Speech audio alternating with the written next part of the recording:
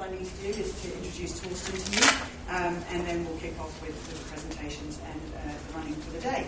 So Torsten Koetting is a qualified banker, and he's worked for Deutsche Bank for more than 10 years in Germany, Singapore, India, and the US before he started his own company, and acting as the CEO back in 1998 in Germany in the area of intranet and internet solutions. Since 2002, though, he's worked as a contractor for Siemens, and he's managed several projects in the area of ITIL process implementation and process improvement, as well as managing a program office. He also holds an executive bachelor degree as well as the PMP certificate, and he migrated to Australia based on a skilled visa back in October 2006, and is currently working as the manager of the program office for Virgin Blue Airlines. So a real plethora of experience there, which I'm sure he'll be delighted to share with you over the next 2 days. So welcome, Torsten. It's fantastic to have you here, and great to meet all of you, and I hope you enjoy the next 2 days. Thank you for your attention. Thank you very much, Terry. Appreciate that. We're going to spend a fair amount of time together the next 2 weeks, and next 2 days, actually, and I'm really excited about it. So many people to see here. I hope you're already pumped and had some coffee already so that you're able to absorb the next 6 to 7 hours. We're going to have around 6 presentations today, 2 breaks plus the lunch, and another interactive discussion group, which will come right after my presentation. So Ian, there in the back, you might have some difficulties for the interactive discussion group, because you have to discuss firstly with yourself, I guess, on your table. So if you want to join somebody else's deck, you still have an hour to think about who we're going to sit with.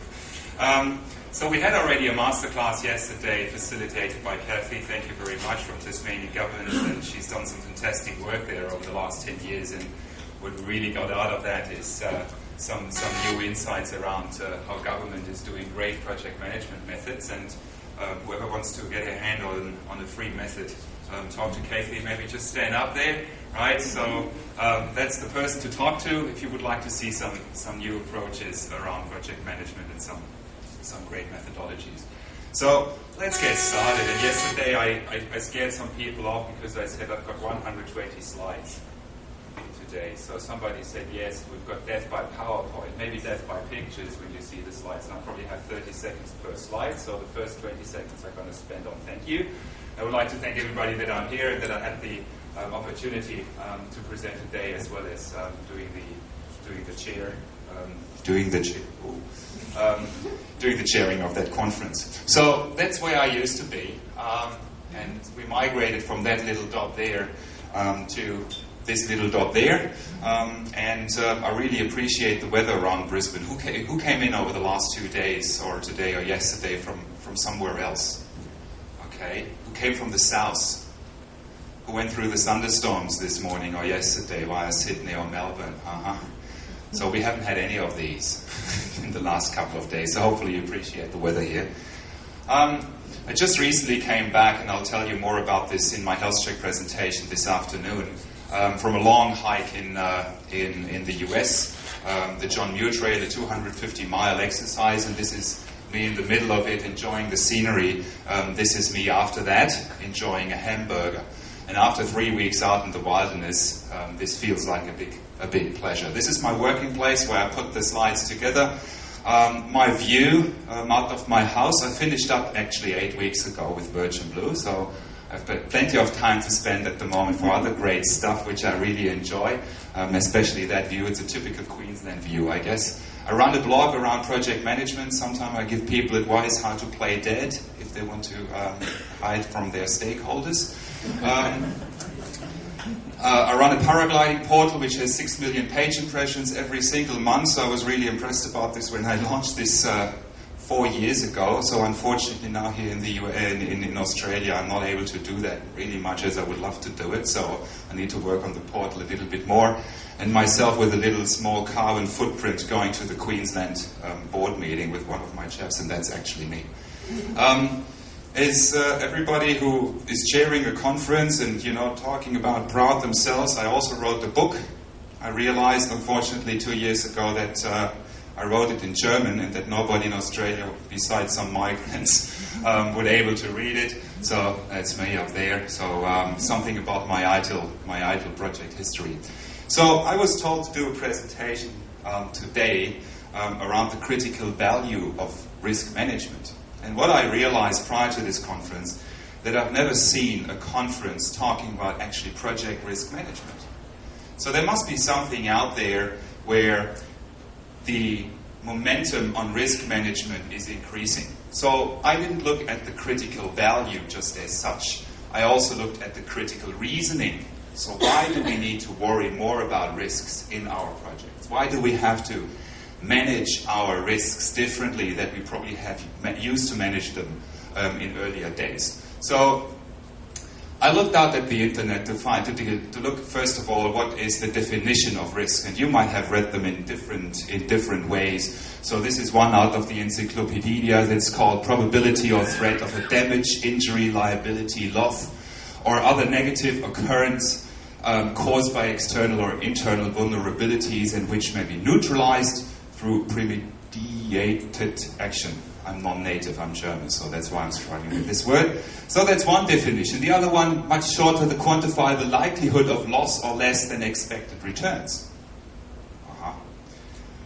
Let's look at the risk definition out of Wikipedia. That's probably some of you guys have contributed to. Risk is a concept that denotes a potential negative impact to some characteristic of value that might arise from a future event. Okay, hopefully our presentations are going to be better than those definitions. So for us, and we identified that yesterday in the workshops, bottom line, risk is the probability of risk occurring multiplied with the impact of risk occurring. Good. So we just need an Excel formula for that, and risk management has been done by itself? I don't think so. So let's look at one of those generals that have fought in some world war, right? Because that's, for me, is also the critical balance around risk management. Take calculated risks, that is quite different from being rash. So he is accepting risks already. And he says by accepting risks, it's not to be rash.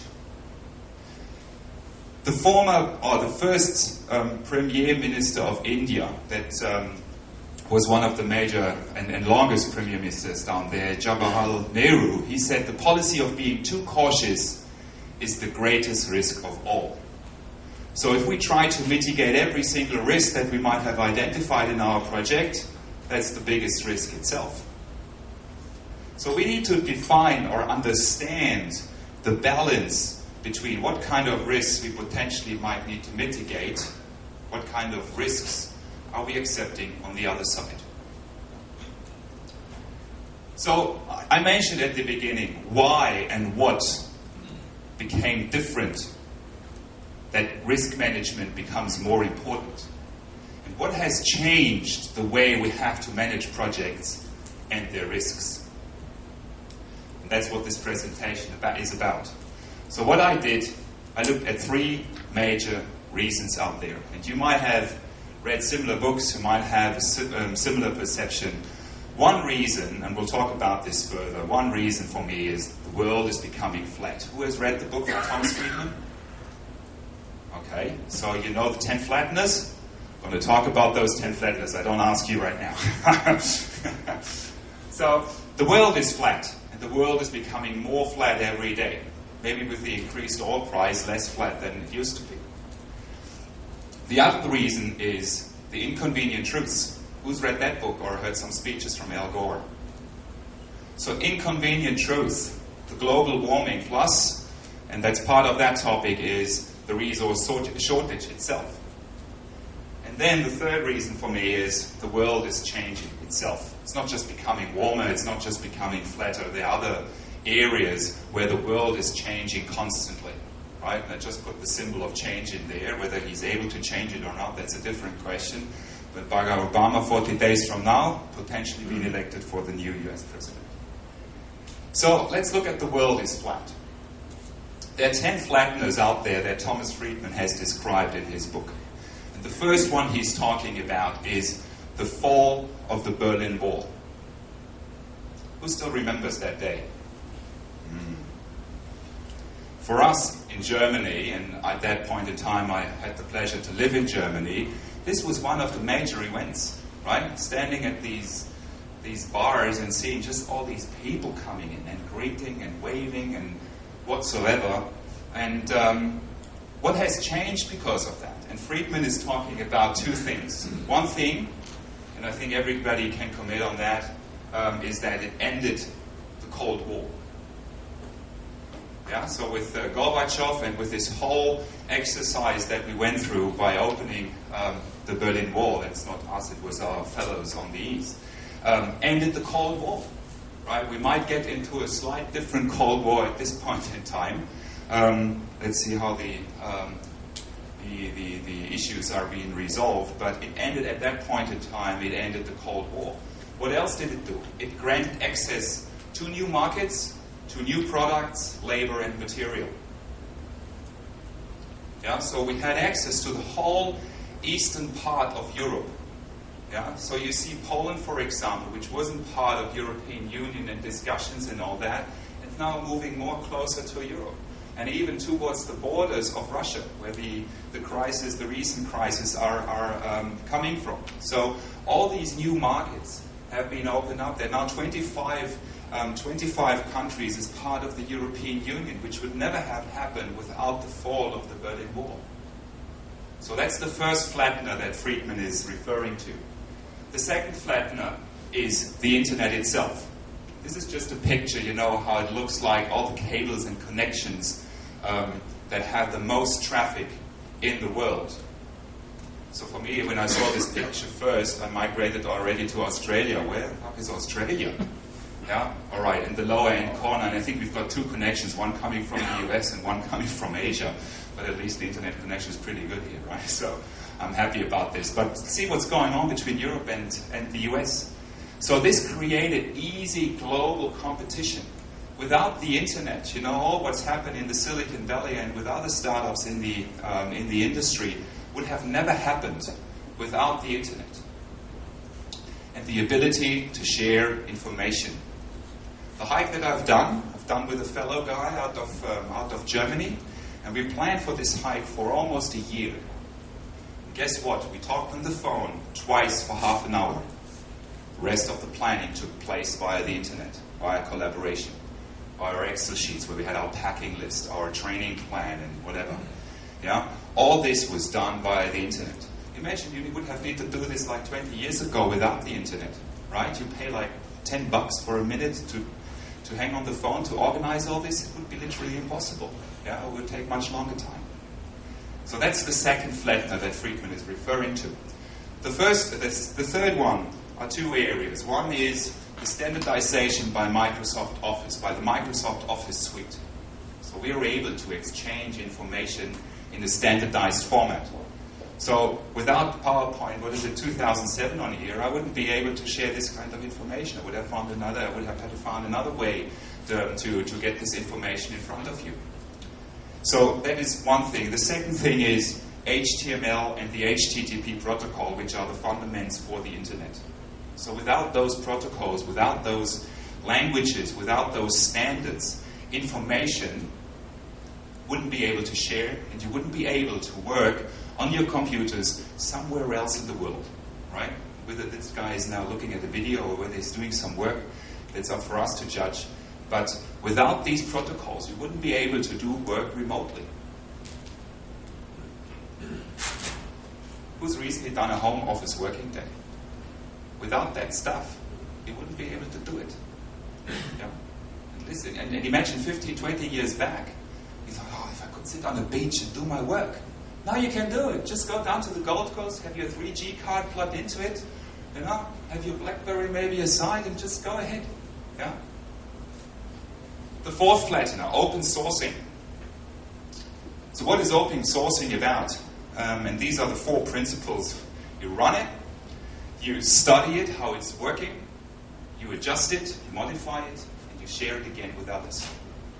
And that's how Linux, for example, has been developed and enhanced over the last, 2 decades almost. Without open sourcing and without the masses contributing to that kind of code and operating system, this wouldn't have been possible. So open sourcing enables writing software so that it can be easily shared, improved, and given access to. And Linux is just probably the best known example, and there are many others out there that without the open sourcing approach would never have been possible. Let's talk about outsourcing.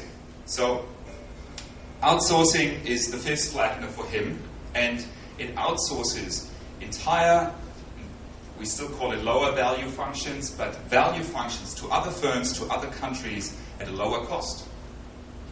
So who knows whether their payroll and the whole process around payroll is being already outsourced to India and somebody else is taking care of this.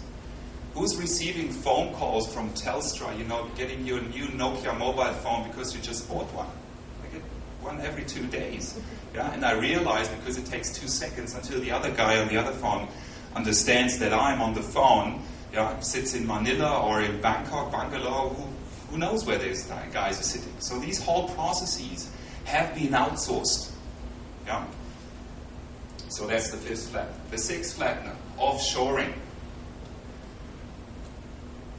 And this is moving the whole production of goods into other countries. It was really interesting for me. I've got a 5-year-old, and maybe 95% of what she's playing with, of what she's wearing, is made in China. Without these boxes, right? And without these containers, and without the possibility to easily offshore part of your supply chain, this wouldn't have been possible. And you wouldn't be able to buy for $5 like 3 skirts for your little one in some shop in the mall. What do you think, like if you see, and this is just an example that I would like to give you, how cheap it is to get goods from one country to the other. How much do you think a bottle of Corona that you might drink tonight after this fantastic day, a bottle of Corona, the shipping costs from Mexico to Australia add to the price of the bottle? Take a guess, come on, yell it out. $1? 5 cents? 50 cents. Who said 1 cent? You're right. It's 1 cent. 1 cent per bottle. And you're wondering yesterday who was part of that, Kathy, right? We went down there and had the bottle for $8. And we still had the perception, because it was just a bar, a pub, where you sit outside on a bulky chair.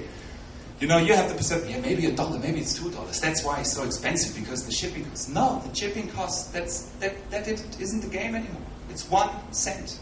1 cent per bottle shipping cost for a bottle of Corona from Mexico to Australia. That's how cheap this stuff got. Look at supply chaining. Especially in Europe, we realize that. And I don't know about Australia, but in Europe, the whole storage of specific companies has moved from a factory or from a storage to the highway. So the whole third lane, most of the highways in Europe, or especially Germany, there are 3 lanes. 1 lane is blocked with trucks, right? And they all have these funky containers on the rear, right, that they picked up in Hamburg and drive through entire Europe to some destination, where in time, for example, auto seats, they arrive and 2 hours later they've been put into a car. Without this supply chaining, this wouldn't be possible. And I think Walmart is one of the best examples that optimize this kind of concept to the extent. And it's by partnering with other companies to receive goods when needed. So you don't need any storage anymore to put your chairs for the car in if you're the manufacturer. You just have them deliver in time when you need them. Chuck, they're there, you plug them in, you don't need any storage anymore. No. Then there is insourcing. So what about insourcing? This is when you have your whole processes, or some of your processes, being managed by a specialist in that area. So there is this pizza company, Papa John's in the US, and the whole delivery service, this whole scheduling and roster for the guys driving the trucks, the truck maintenance itself, it's all done by UPS. So Papa John's, they do what they do best. They put the receipts together, put the pizza together, and then somebody else who is a specialist in that area is taking the pizza and getting it warm into your house. So that's the concept of insourcing, another flattener. And then there is informing. And this for me is probably the most critical thing, is that by you getting answers to almost any questions within seconds. Yeah? And if you look at the numbers, and I just digged out a number out of July 2006, where you had 230 million search requests on a day on the internet. The question for me is, whom have we asked these questions 15 years ago? Those 230 million a day. And this calculated up to like a 5 to 6 billion search requests in 2006. This has doubled over the last 2 years. Last month, 11 billion search requests. And 3 main competitors, Google with 63%, Microsoft with an 8% and dropped by 0.9%, and Yahoo with an 18% dropped also by a 0.9%. So 63% of all the questions we ask on the internet, we ask Google. Understand the power that those guys are having by manipulating the answers they're giving you. And then there are those information steroids, and Kathy might still remember that from yesterday, while she was talking about the e-government site. I used my iPhone and looked it up whether I could find it. And 2 minutes later, or 1 minute later, I realized, yeah, I can find it, so I don't have her to ask a detailed question again, where I could really find it, because I was able to find it when I'm back home. Just download the stuff that she was talking about. So these information steroids, they're having all the information available in your palm of your hand at any point in time. Who was part of the PMOS conference in Melbourne this year? They had this at the dinner function. You attended the dinner function? No? So they had a dinner function in the evening where they were talking about, where they had this, what's this movie called with these black guys dancing blue? What's it, blue? Blues Brothers, thank you. So they had this trivia about Blues Brothers. We haven't had a clue on the table. So every question we looked up with a smartphone on Wikipedia online. Yeah, and resolved the trivia. We didn't win though, and we didn't deserve it, but we had the information at our hand. It doesn't matter what kind of question you're looking for. The information is in your hand with those smart devices. So this is what Friedman is talking about in his book. Those 10 reasons why, for his perception, the world is becoming flat. So my question is, what does this mean for us as project managers? What's the impact of that the world is becoming flat? 2 key areas. One is we have to deal with far more and increased complexity that we used to deal with decades ago. What are the reasons for that? We have far more things to think about if complexity is added to a certain environment. There are more time zones to overcome. Yeah, if you outsource your processes and you have to deal with some company in India, there's a couple of hours, 6 hours, whatever time difference between the part of the world that you're living in and the part of the world that those folks are living in. We ever had a telephone conference that was spread all over the world? Yeah, and some guy saying, yeah, I'm sitting in a hotel room, it's 11 o'clock at night, but I don't actually know where I am because I'm traveling the whole time. The other one was saying, yeah, it's 6 o'clock in the morning, I haven't had my coffee yet, so if I'm a little bit quiet, be patient. Yeah, and for the others, it was somehow during the day. Yeah, so you have to deal with that, right? And even if you think like follow the sun and the whole buzzwords that you hear might speed up things, sometimes it might not be the case because there is just one time slot during the day where you're able to get all the important or relevant people for your specific issue or topic together. So time zones is the issue. There are more people to deal with.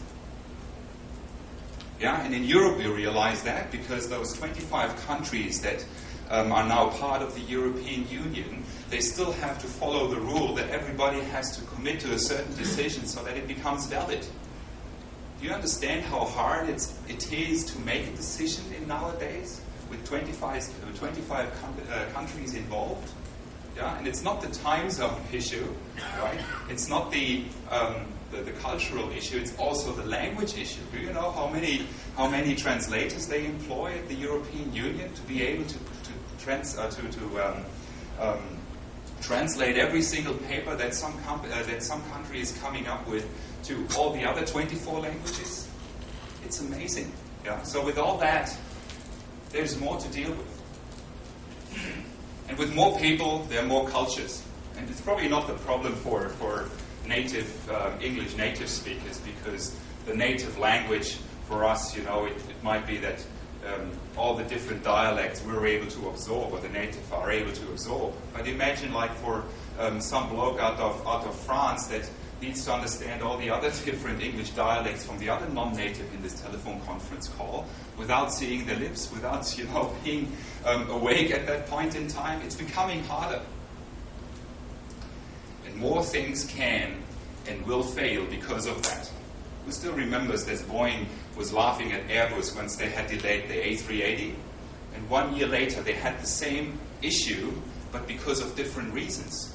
And they were so proud because they've done all that, what you've just seen. They offshored, they outsourced, they insourced, they did all these terrific things and had their supply chain converted and transformed to other industries, to other countries, but they totally underestimated the complexity that was coming with it.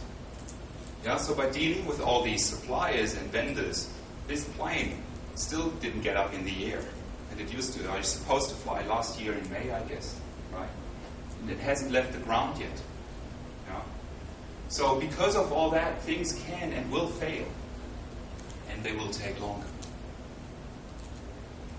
So with all that, with the flattening world, it's not just becoming more complex. It's becoming more of a competition as well. Whoever thought that he's 1 in a million? It's in the hand, as you can see. Yeah? Whoever thought he's 1 in a million? In China, there's 1 billion people, so there are thousands alike you. So there is more competition. And to be able to keep up with that kind of competition, we have to continually learn. That's, I hope, why you're all here. So learning and continuous learning is required. And you have to develop different personal skills to survive. Because there are others out there, other smart people that you've never known, never seen, and they develop their skills and do their own stuff. So you have to be competitive. So that's, in short, the impact, and you'll see that in the slides. So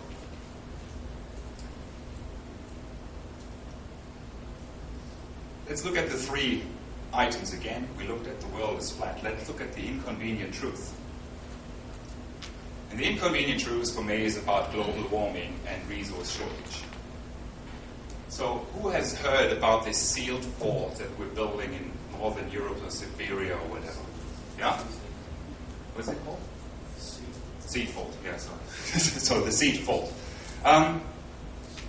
So in this seed fault, the attempt was to have a couple of million seeds out of all the different countries in the world put together and freeze them almost forever. So that if there's something happening and there's one person surviving, who walks in there, takes the seeds, and he's able to rebuild, I wouldn't say Earth, but at least, the plants and everything that we had on the Earth. That's the idea of the seed fault.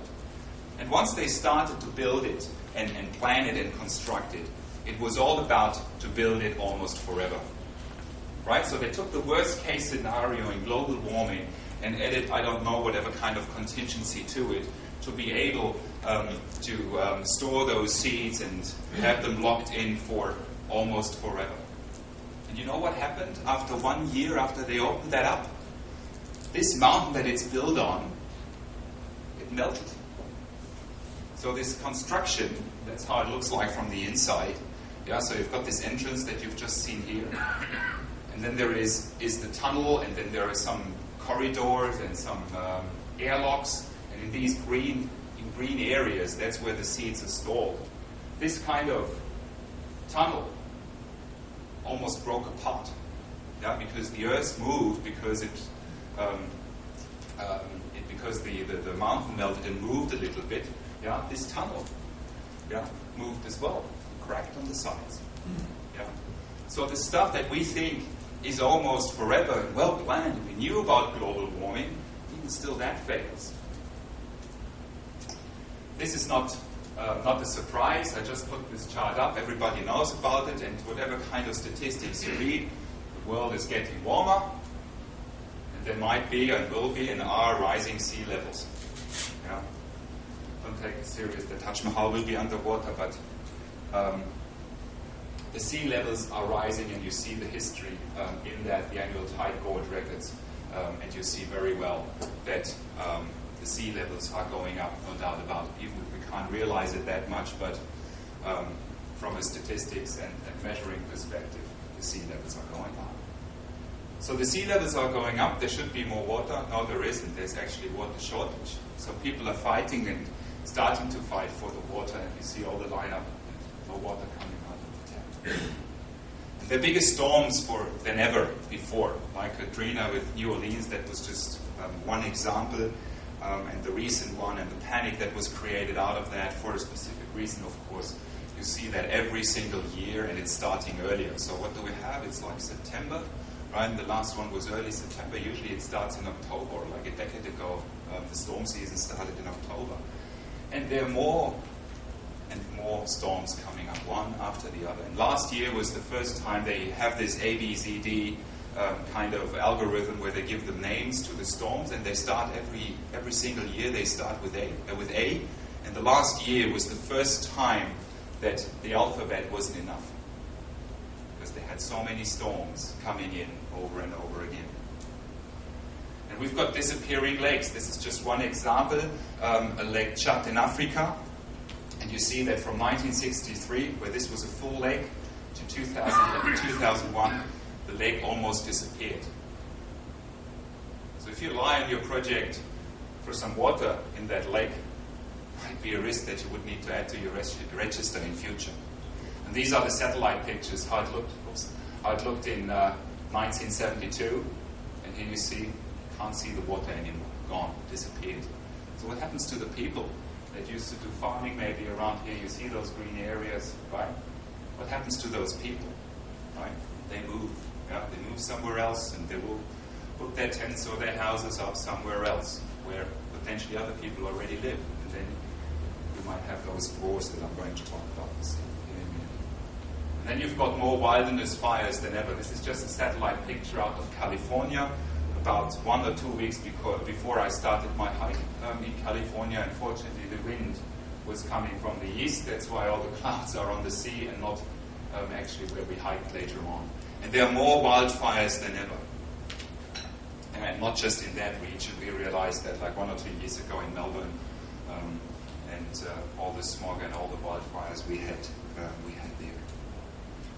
So this is just another slide that I put in here that you get in your handouts, what you can do about it, because I like the mind map. Yeah, I'm not going to talk about this, but I like the mind map that has been put together to explain what we all can do about it to solve or maybe reduce the global warming activities that we see. And maybe there's also something positive about it. So when you wear these underpants in the 18th century, you're here right now, who wonders, what happens in 2010? Maybe we're here already, right? It's in Brisbane. So the shortage in resources. And last night we've seen the biggest increase of oil price per day. It went up $25 in one single day. And as you can see here, the prediction, and I put, by a reason, I put the slide up out of 2004. The prediction was that we're here around $100 in 2030. And I think we've been like 160 or 170 US dollars already 2 months ago. Yeah, and we're in 2008. Yeah, so you see that the predictions that have been put together 2004 are by far not valid anymore. The history. And then you might have seen this picture in some other cases before. It's talking about that the consumption of oil that you have per day, usually by average, the same consumption or even more was found in new supplies.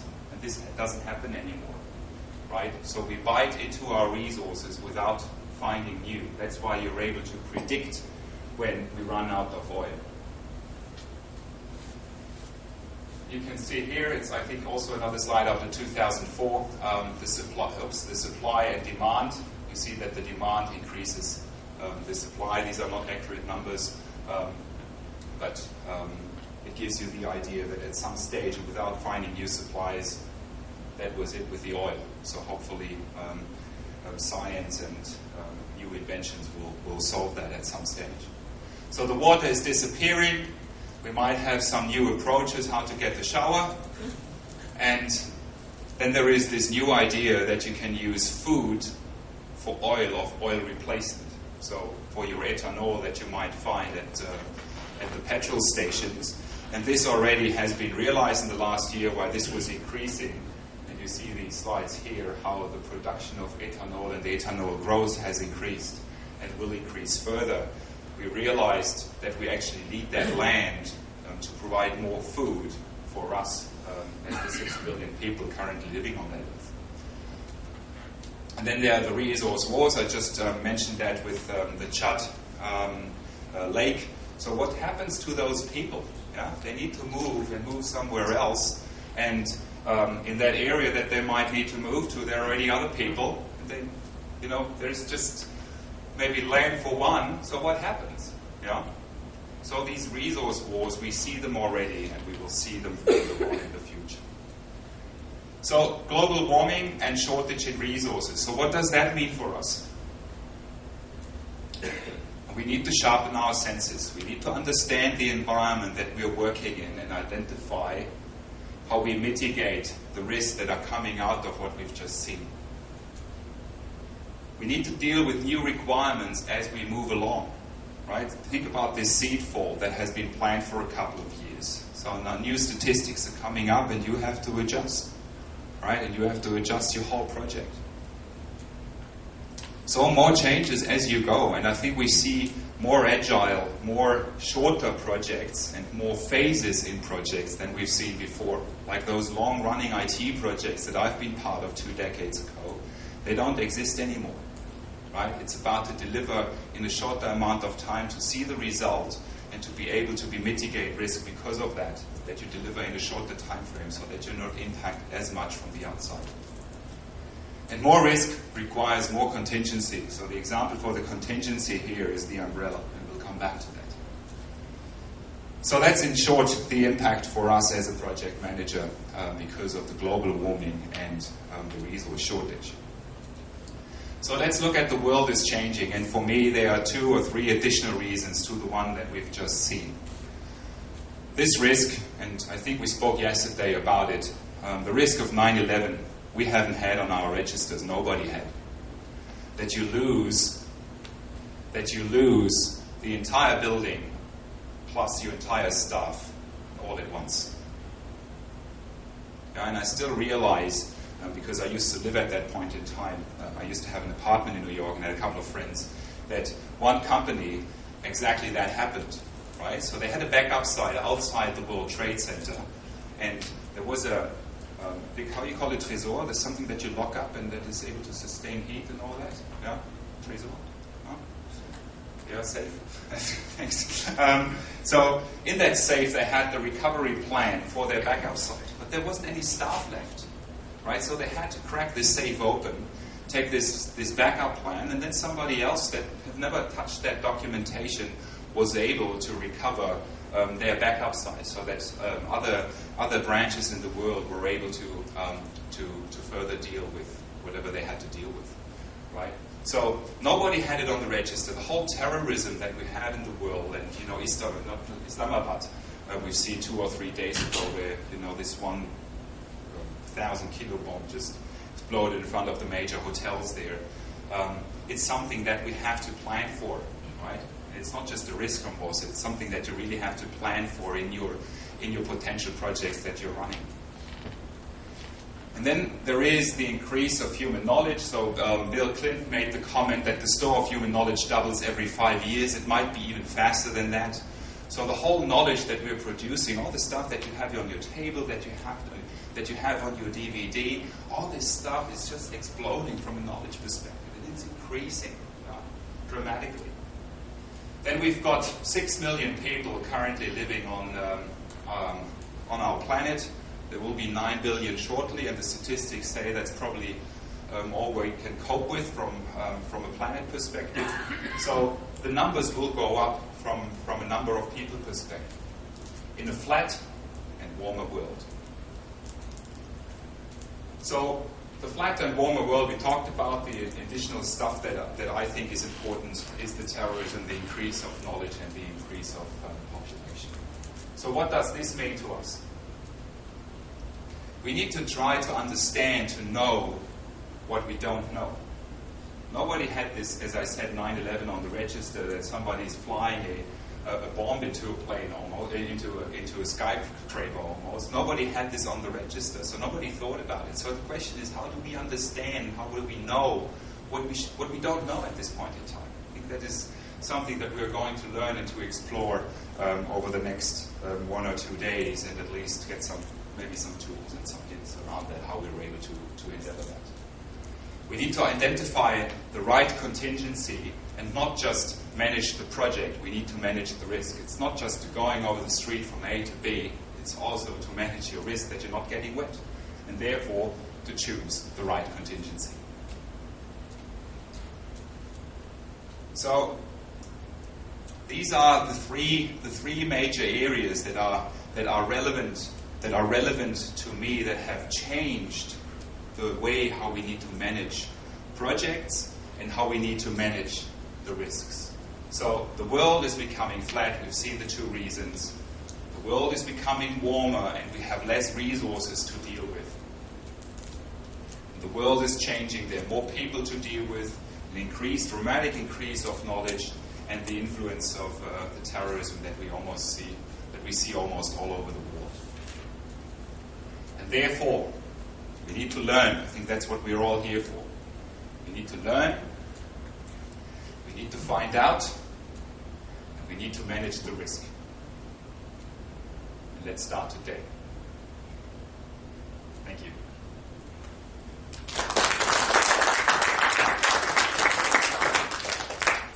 So, if you have any questions, I don't have an answer, don't panic. The answer is always 42. So feel free to ask any questions, step into a discussion.